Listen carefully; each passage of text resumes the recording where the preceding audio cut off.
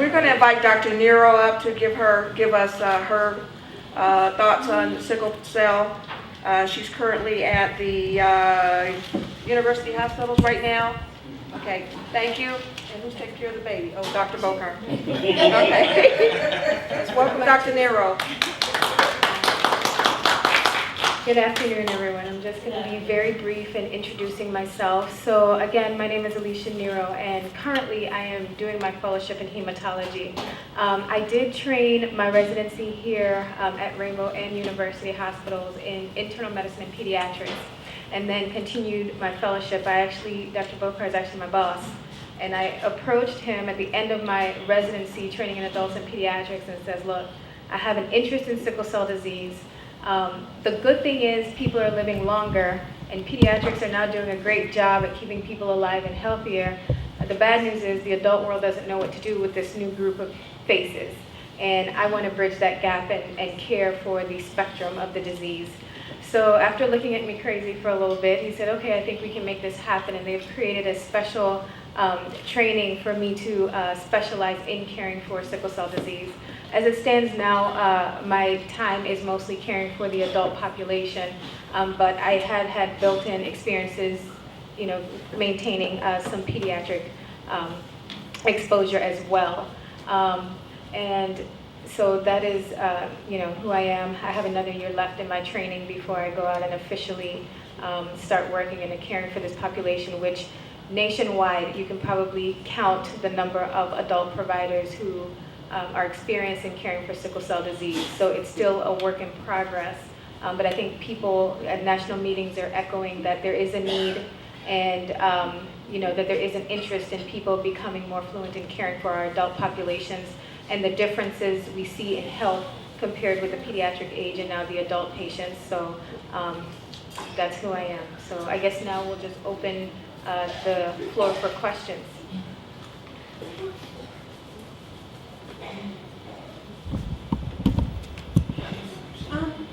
I have a question about blood transfusions. Why are they, that seems like almost like giving somebody leeches. Why are they doing blood transfusions?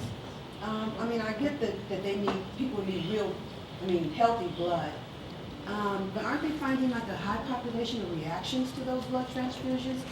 So blood transfusions have been life-saving in sickle cell disease. The majority of the patients, and a lot of times I'm going to speak in the sense of our patients who have SS and lower hemoglobins. People run low with the chronic anemia. Again, like Linda explained, there's a lot of breakdown of the red blood cells. A normal red blood cell lives 120 days. In sickle cell, because the cells are abnormally shaped, they break apart. So they live like 12 days, maybe 2 weeks. So there's this constant turnover, and the body's working to keep up, but it can never catch up at that rate. And if you have anything that tilts off, so you might have a hemoglobin that's lower and you're okay with sickle cell disease, but if you get infection or acutely sick or some virus, you can drop down to a life-threatening level. And blood transfusions have been, again, life-saving. In patients who are having strokes or problems that may predispose them to strokes, some children, once we see they have abnormal blood flow in their brain, we commit them to that because we know if we don't put them on blood transfusions every month, they will in fact stroke. Well, usually we commit them to about monthly transfusions. It's a common practice. Usually in children, but we do it in adults. We have several adults in our practice who are committed to it. And some of it, the children, like I say, now we're seeing adults living longer. These children may not have survived before. Now we know how to screen and look for these things in the babies. And so now the adults are coming to us still on these programs. But the importance of blood is that in sickle cell, there's so many events that can happen where you can put blood in the spleen. Again, you can get sick and lose blood. There's not a lot of room or threshold for the body to sustain itself when it drops too far, too low.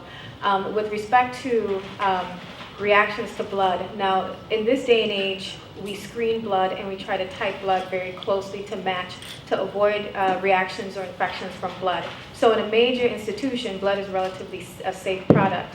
The issue is why we are advocating, and some of us sit on the American Red Cross Diversity Board, is that we tend to type blood closer because rather than just your blood type, some people say, I know I'm A or O, there are a lot of other markers in the blood that if I expose you to it, you could develop what we call antibodies and react. and you will type closer to someone who is more similar to your ethnic background. And in this city, I think we're at 4% minorities, African Americans donate only 4% of the blood products that we obtain. Therefore, we're exposing our sickle cell patients who may be getting blood every time they go in the hospital and they get acutely sick to products that will not match as closely. And therefore, in the future, it's harder because now that they saw someone else's blood that is not as close to theirs, you give them another unit later on, they will react to that.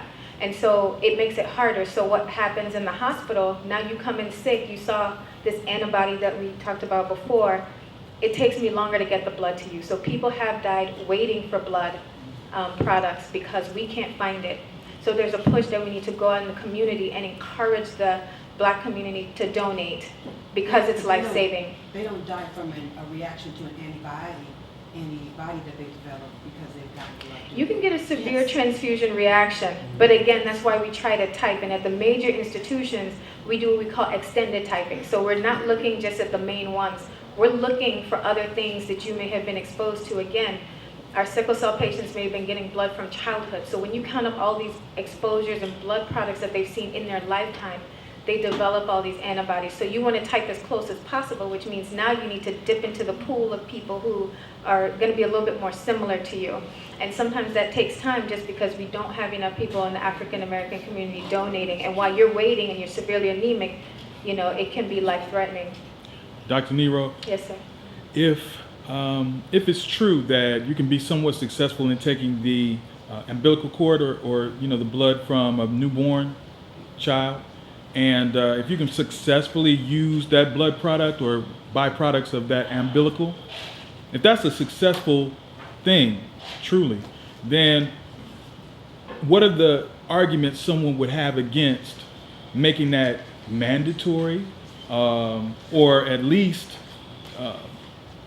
more readily available for people instead of throwing it away or just like it's refuse or something? So what you're kind of referencing is cord blood donations, and we use cord blood, the cells that come from cord blood, in things like transplants. So bone, like how you have bone marrow, there are a couple of types of transplants, and again, the only cure in sickle cell disease is a transplant. And the way how you get the cells are either going into someone's bone marrow and sucking out enough cells, or you can use the cells, which are very early in development from the cord blood, to transplant into a patient that you're going to use. But as far as like the cord blood issue, that is more a transplant issue than an actual blood product, like a blood donation, like I'm giving you a blood transfusion thing. The cord blood is really to obtain those early cells to use for a purpose of transplanting and constituting a new bone marrow that's not affected with sickle cell, or at least changes what you look like, changes you to look more like a trait carrier or someone who doesn't have the disease.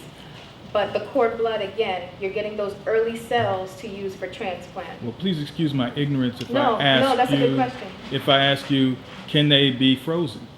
Yes. You actually, when you get the cells, you do have to, you know, store them, and you know, you do So you can, through the blood bank. you don't have to immediately use No, them. They no. can be frozen and Yes. used for Later on. transplants later on. You can use them later on. So again, my question is, why throw it away? Well, I guess the people who make these laws aren't really adept into science as much, and I think there's a lot of fear about things you don't know.